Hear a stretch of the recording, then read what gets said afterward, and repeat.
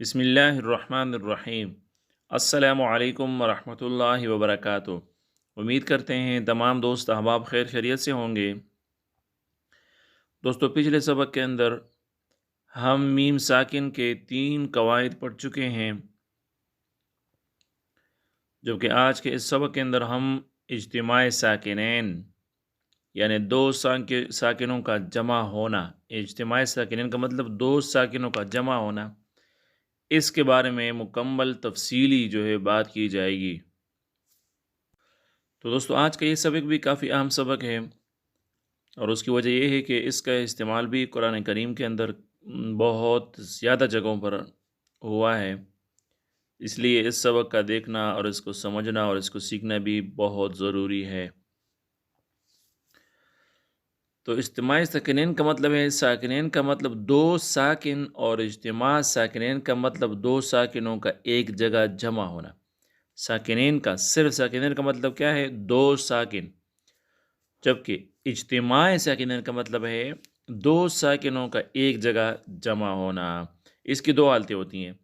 Number 1، دونوں ساکن ایک کلمہ میں جمع ہو اور پہلا ساکن مدہ ہو، خواہ دوسرا ساکن اصلی ہو جیسے الآن دابتن، اور خواہ دوسرا ساکن عارضی ہو جیسے وقف کی حالت میں یعلمون تکذبان قدیر۔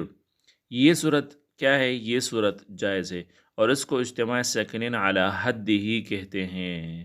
یہاں کسی تبدیلی کی ضرورت نہیں ہے۔ اس کی ایک صورت یہ بھی ہے کہ دو ساکن ایک کلمے میں جمع ہو اور پہلا ساکن حرف مدہ نہ ہو، مگر یہ صورت ہمیشہ وقف میں ہوتی ہے اور جائز بھی ہے، وصل میں نہیں ہوتی، جیسے قدیر، عسر، ذکر۔ تو یہ انتہائی آسان ہے، سمجھنے میں بھی آسان ہے۔ اب یہاں پر دیکھیں، یہ اس میں یہ مثالوں سے سمجھ آتی ہے۔ الآن دابتن کے اندر دوسرا ساکن تو اصلی ہے، پہلا وہ پہلا ساکن مدہ ہے اور دوسرا ساکن اصلی ہے۔ پہلا ساکن دیکھیے الآن، آن کے اندر یہ پہلا ساکن یہ مدہ ہے اور دوسرا ساکن اصلی ہے، لیکن دوسرا ساکن اصلی ہو چاہے عارضی ہو، جیسے یعلمون اور تکذبان کے اندر دیکھو، یعلمون کے اندر نون ساکن، نون جو آخری نون ہے نا، اس سے پہلے جو واو ہے یہ مدہ ہے نا، لیکن یہ نون کے اوپر جو سکون ہے یہ عارضی ہے۔ اس کی وجہ یہ کہ یہ وقف کی وجہ سے ہے۔ ویسے اگر ہم اس کو مطلب یہاں پر وقف نہ ہوتا تو ہم اس کو یعلمون بھی پڑھتے، تو کذبان یا قدیر اس طرح پڑھتے، تو مطلب اس پر وقف نہ ہوتا، یہ وقف عارضی ہے۔ تو اس صورت میں اجتماع ساکنین علی حد ہی اس کو کہا جاتا ہے، اور یہاں کسی تبدیلی کی ضرورت نہیں ہے۔ جبکہ دوسری صورت اس کی یہ ہے کہ دو ساکن ایک کلمے میں جمع ہو اور پہلا ساکن حرف مدہ نہ ہو، مگر یہ صورت ہمیشہ وقف میں ہوتی ہے اور یہ جائز ہے۔ دیکھیں قدیر میں یہ قدر کے اندر دال، یہ حرف مدہ نہیں ہے، اگرچہ ساکن ہے لیکن حرف مدہ نہیں ہے، اور دوسرا جو ساکن ہے وہ ہے را، اور یہ وقف کی وجہ سے ہیں اور یہ ہمیشہ صرف وقف میں ہوگا۔ اس طرح عسر کے اندر بھی سین یہ حرف مدہ نہیں ہے اور را بھی ساکن ہے اور یہ صرف وقف میں ہوتا ہے، اور ذکر کا بھی یہی حال ہے۔ چلو، امید ہے کہ یہ قاعدہ آپ کو سمجھ آ گیا ہوگا۔ دوسرا قاعدہ، دونوں ساکن دو کلموں میں ہو، یعنی پہلا ساکن پہلے کلمے کے آخر میں اور دوسرا ساکن دوسرے کلمے کے شروع میں، مثلا واستبق الباب، واستبق الباب۔ یہاں پر دیکھیے واستبق الباب کے اندر قل ہے نا، قل، یہ قل لام، یہ ساکن ہے، اور یہ پہلے کلمے میں، یہ 2 کلمے ہیں نا، واستبق اور الباب، جبکہ الباب یہ شروع میں الف لام یہ ساکن ہے، یعنی الف لام اس میں ساکن ہے، اور اس میں اصل کیا ہے؟ واستبق الباب، اصل میں اس کا یہ تھا۔ تو الباب کے شروع میں حمزہ وصلی وہ درمیان، الباب کے شروع کا حمزہ وصلی الباب کا جو شروع کا حمزہ وصلی یعنی حمزہ جس پر حرکت ہے نا، میں کہتا ہوں، میں نے پہلے بھی کہا ہے کہ الف کے اوپر جب حرکت ہے تو وہ حمزہ بن جاتا ہے، تو یہاں پر الف کے اوپر جو حرکت ہے تو یہ جو ہے حمزہ وصلی ہے، درمیان کلام میں آ جانے کی وجہ سے یہ حذف ہو جائے گا، یہ گر جائے گا، جس کی وجہ سے دو ساکن جو ہے جمع ہونے کی صورت پیدا ہو گئی۔ اس کو اجتماع ساکنین علی غیر حدی کہتے ہیں، اور اس کی غیر حدی کا مطلب یہ ہے کہ ایک جگہ نہ ہو، مطلب دونوں دوسرے الگ الگ کلمے میں ہیں۔ تو اس صورت میں اس طرح جو ہے یہ پڑھنا ٹھیک نہیں ہوگا، بلکہ اس کو درج ذیل طریقوں سے درست کرنا ضروری ہوگا۔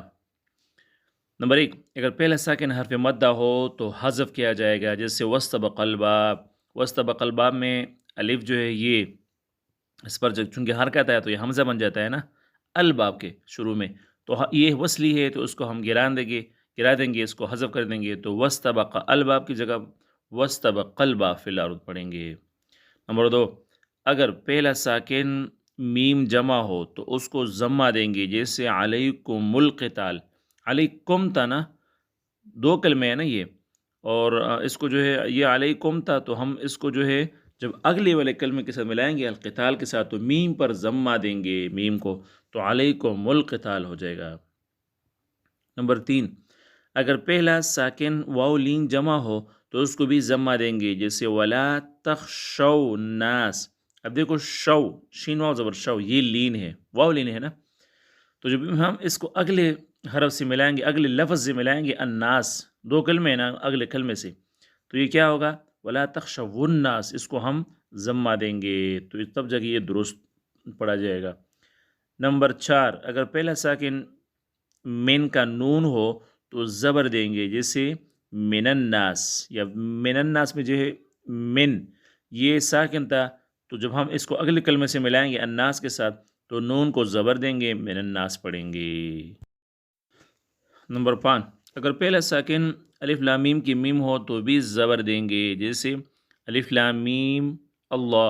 اب دیکھو الف لام میم اللہ ہے نا، لیکن جب اس کو ہم ملا کر پڑھیں گے تو ہم الف لام میم اللہ پڑھیں گے، میم کے اوپر زبر دیں گے اور زبر پڑھیں گے۔